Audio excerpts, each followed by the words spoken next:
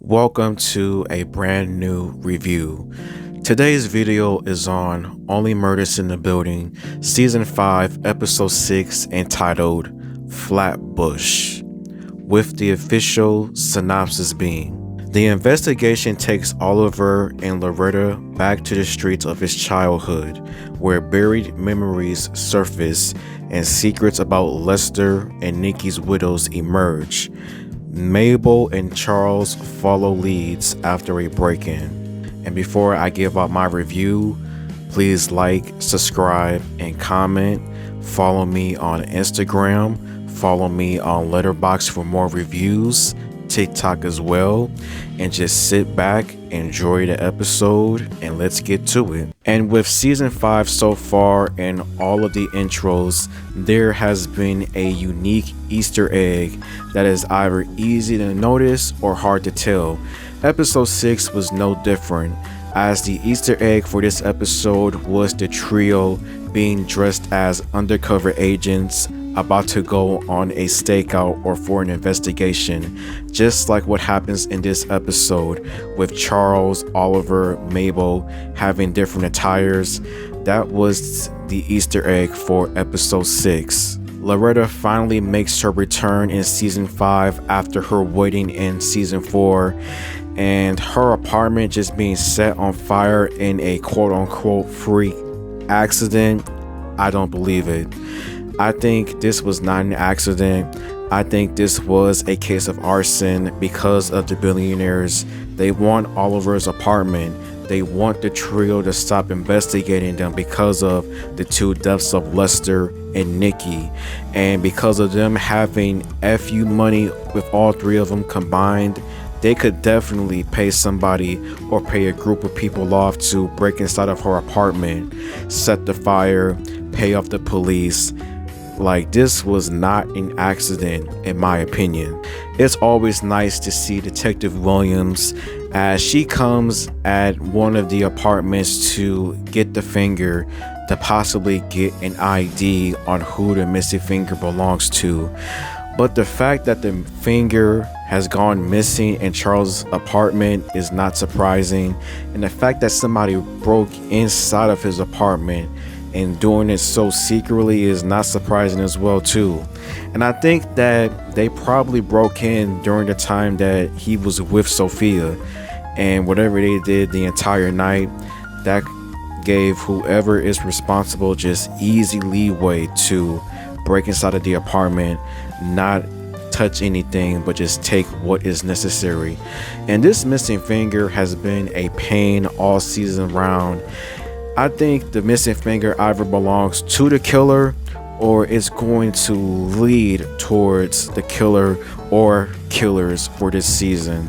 Like, whoever has the missing finger, whoever this missing finger belongs to, could you please raise your hand and take your finger back, please? But with the murder board now adding Sofia and Lorraine as possible suspects, the trio decides that they need to go to Flatbush to do a stakeout on Lorraine and possibly Sofia.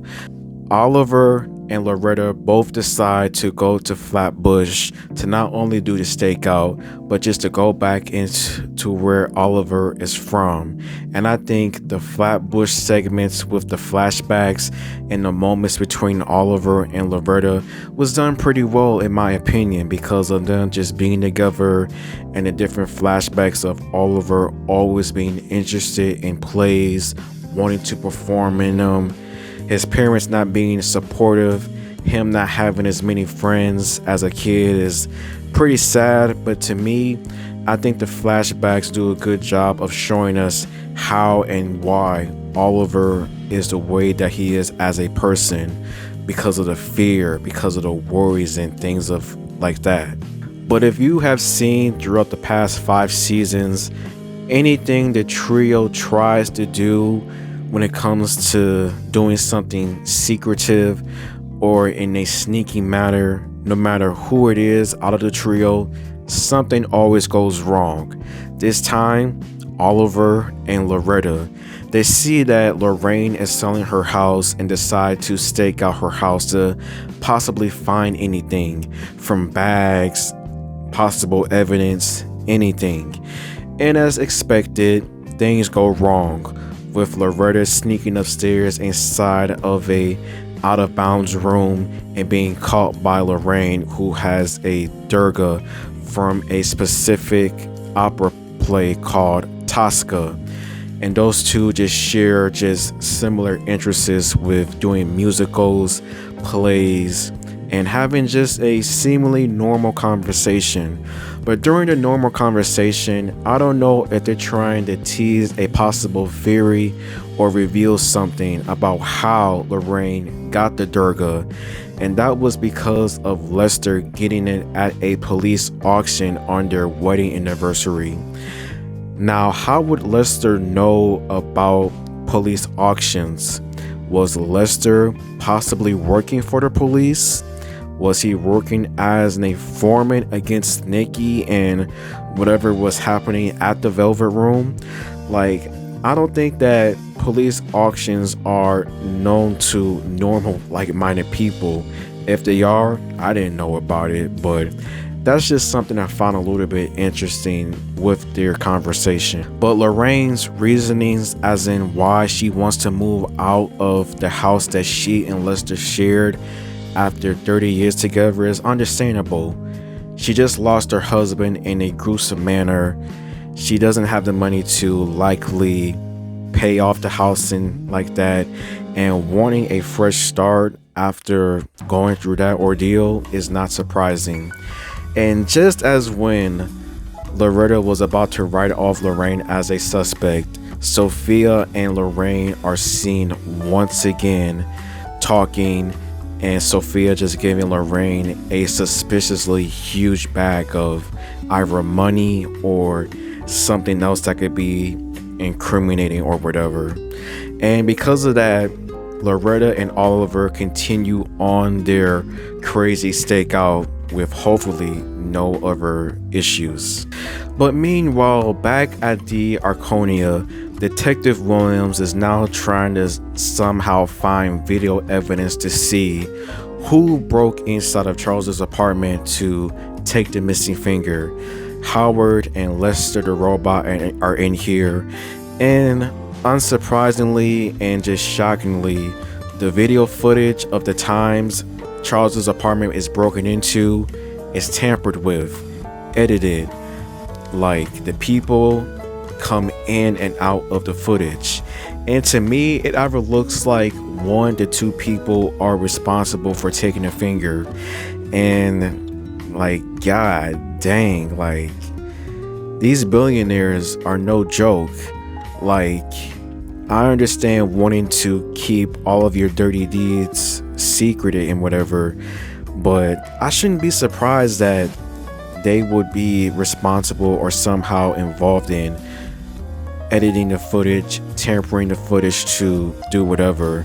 Althea comes in to try to help the trio with giving out what she saw last night with her friends as they will quote-unquote hide doing some nefarious businesses, and Mabel unsurprisingly not being interested in her help.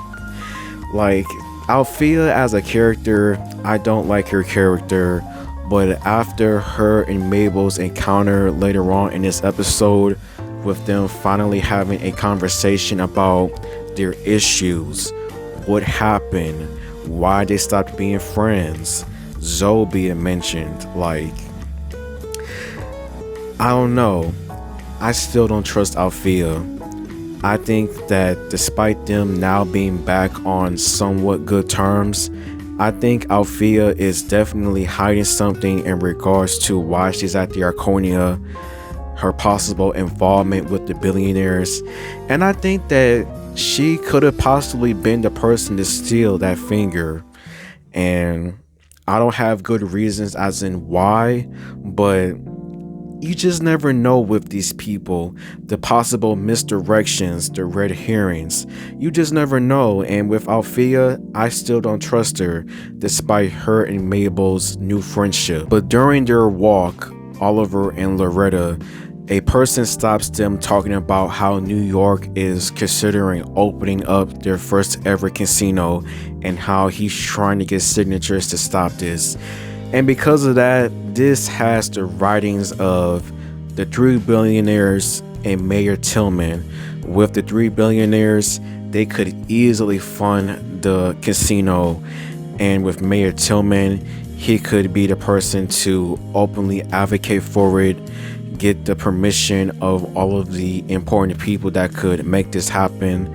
And Mayor Tillman, I know we haven't seen much of him this season, but he definitely has some fishy business with the billionaires, and he is just pretty suspicious, and I think will have more importance in the next few episodes because him being involved with the billionaires and him likely being in their pockets to get this casino to open is not surprising. And the place that they're trying to get it open is none other than the Arconia. From Oliver being offered to sell his apartment to people moving out from the Arconia, I mean, it makes a lot of sense. And with the Velvet Room already being there, you can get all of the residents to move out with giving them some pretty large lump sums. Turning that into a huge casino would bring them a lot of money, possibly billions of dollars for the billionaires, Mayor Tillman, and anyone else that could have possible involvement with this development. But I don't trust Mayor Tillman, and if he is indeed the fifth person and possible killer, hey, I mean, wouldn't be the first time or whatever. But after accidentally discovering an old place that Oliver used to do plays in as a kid, Oliver and Loretta decide to do different plays that they were never able to do for different reasons. And once everything is happening, Sofia and Lorraine catch them, and all hell nearly breaks loose with Oliver and Loretta accusing both of them of being responsible for both of the murders, and they explain a lot of things. Tommy the Tongue was one of the businesses that Nikki the Neck Camilio owned and ran out of the Arconia, and the reason why both of them were there is because of teaching musical things to deaf kids and just doing different things for them, doing a good cause, or so they say.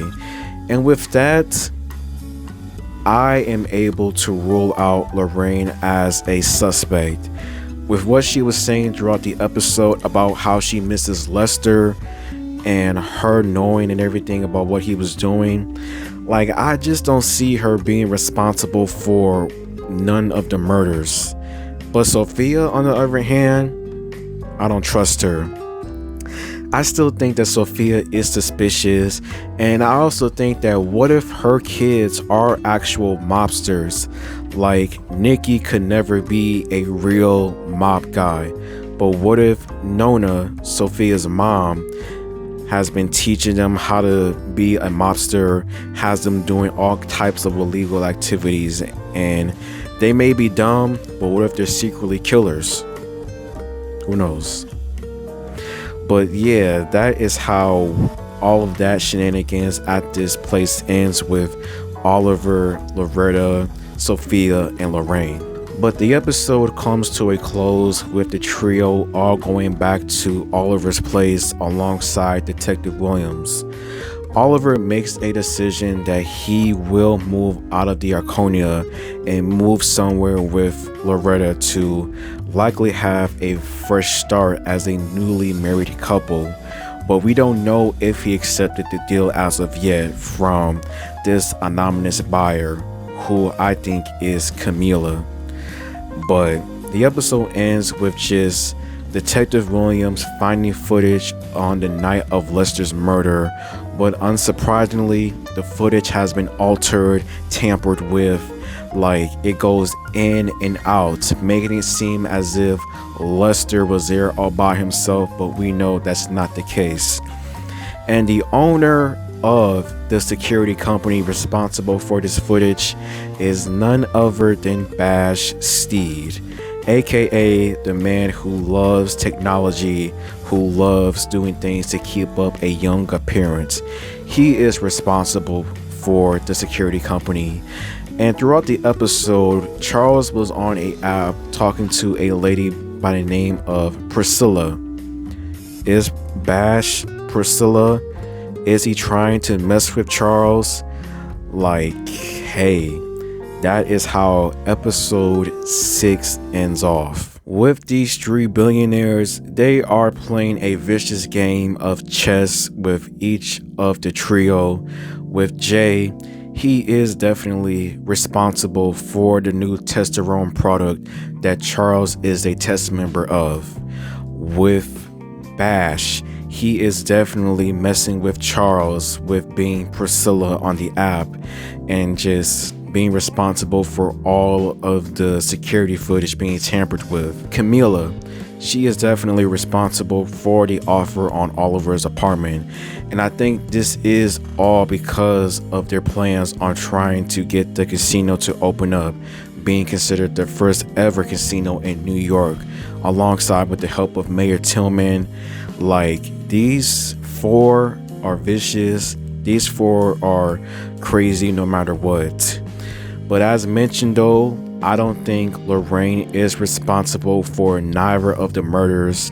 Like, the way that she was talking throughout the episode with how she misses Lester, like how she's dealing with everything, moving out the place. Like, I don't know, I just don't see her being responsible for a killer. But I think whoever was responsible for not only Lester's death, but maybe Nikki's death, she would try to kill that person because they took her husband after 30 years. Sofia, I still don't trust her, nor her kids. I'm sorry. But yeah, 4 more episodes left before this season is over with. But as far as my suspect list goes, Mayor Tillman. I think that Mayor Tillman has a lot to lose. With the billionaires trying to get a casino to open up in New York City and him being the mayor, he could easily advocate for it. And with all of the possible money those 4 could make, I think he could be responsible for the deaths of Nikki and Lester. Like, I think there is a chance, highly likely, he was person number 5 there that night. Like, they were probably talking about their plans of the casino, leaving Nikki out.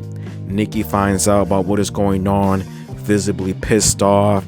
Maybe he has some gut milk by Ursula, and all hell broke loose, and he chopped off Mayor's finger, and the mayor killed him with the meat cleaver. And I think that the missing finger could possibly belong to Mayor Tillman. And with Bash and everything, he definitely has the resources to make a artificial finger for the mayor and making it come off as presentable and nothing suspicious or weird per se. Althea. Yeah, it's nice to see them. It's nice to see her and Mabel have like a new friendship again. But at the same time, I still don't trust her. I still think that there is a small possibility that she is hiding some secrets from Mabel and she could be involved with the billionaires, but not in the way that we may think of. Like, I don't think she's a killer, but she definitely knows a lot more than she's letting on. Randall, the new doorman, I still don't trust him. I think he knows way too much information in his short stint as the newest doorman with Lester the robot. Him saying that he wrote "Die Lester Die" could be to either voice out his frustrations, or maybe, and there have been some theories about some people thinking that he is an informant and possibly just catch whoever the killer is. But with Randall, I don't know, but he is still a little bit fishy in my opinion. But yeah, this was a pretty solid episode. I would like to say is thank you for watching. See you next Tuesday. Peace.